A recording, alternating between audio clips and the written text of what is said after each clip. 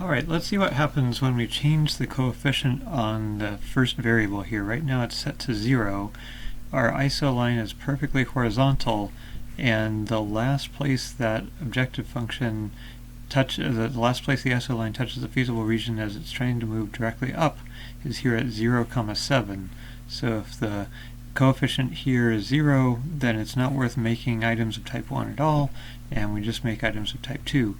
Now if we increase the coefficient, what are we changing on the isoline?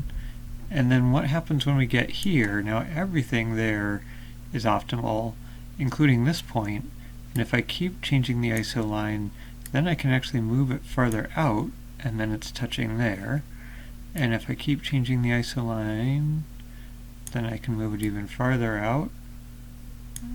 Keep changing it, and eventually it intersects. The last point it intersects is there. So now I'm making more of type 1 and fewer of type 2. My constraints are making me make fewer of type 2. And then if I make it even steeper this way, I can push it even further out there, and the last place it touches the feasible region is at 5, 0. Now that type 1 items have such a large coefficient, we make lots and lots of them, and then that doesn't leave many resources to make type 2 items.